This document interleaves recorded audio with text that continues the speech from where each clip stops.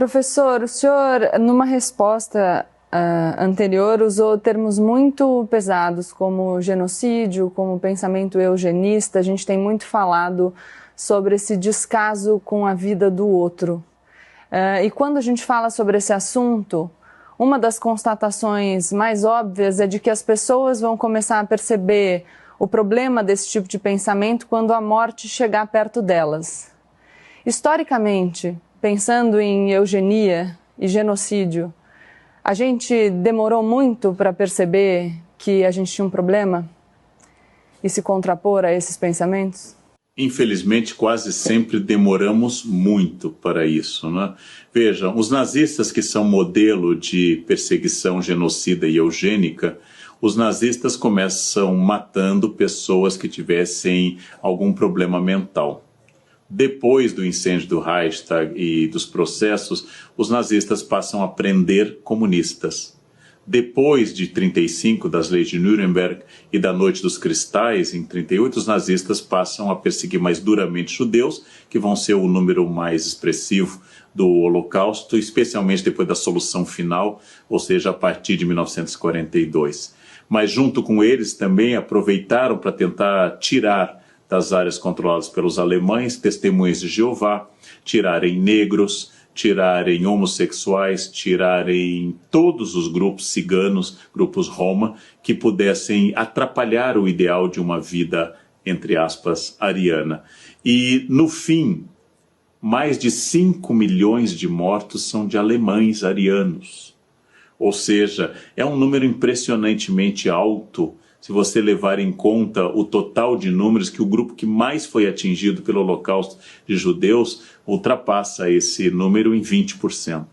Ou seja, a segunda vítima do horror nazista e do autoritarismo é o próprio alemão clássico, luterano ou católico, que vai ser atingido pela violência, ora na própria guerra, ora pela repressão nazista, ora nos bombardeios sobre grandes cidades como Hamburgo, Dresden, etc. Então, o que acontece com a violência quando ela perde a dimensão do humano é que ela começa atacando grupos que ninguém vai defender em massa.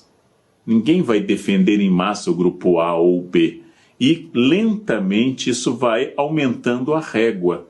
Bom, se nós eliminamos tal grupo, podemos eliminar um outro grupo. O problema é quando você não tem uma noção humanista de defesa da vida como princípio, quando você relativiza a vida como princípio e passa a dizer qual é a vida útil e qual a vida inútil, quando você pratica essa eugenia, ela é uma violência primária, de ordem simbólica, que acaba atingindo todo o corpo social. E aí sim, provavelmente, como eu vi muitos casos no Brasil, de políticos que estavam negando a gravidade da crise e contrários ao fechamento do comércio, eu acompanhei o caso de vários políticos, por exemplo, vereadores, que quando tiveram seus familiares atingidos, enfim, constataram. Porque outra característica da nossa cultura cordial é que o universo que importa de fato é a família. Não tem problema a gente perder 10% da população do Brasil. Bem, 10% da sua casa é quanto? Dos seus familiares? 10% dos seus filhos? Ou do total dos seus parentes? Então, nessa instância é que nós começamos a perceber, porque nós temos dificuldade com abstrações maiores, nós temos dificuldades com impulsos maiores, por exemplo, com grupos mais abstratos, e temos mais facilidade de perceber quando nos atinge. Esse é um argumento bem brasileiro. Já me disseram isso, né? Como eu sou contra a pena de morte, inteiramente contrário, me dizem, mas se matassem alguém da sua família, eu gostaria de matar essa pessoa, mas o Estado existe para impedir a vendetta, a vingança privada. O Estado existe para que ele exerça o monopólio da força de polícia e o monopólio da coerção.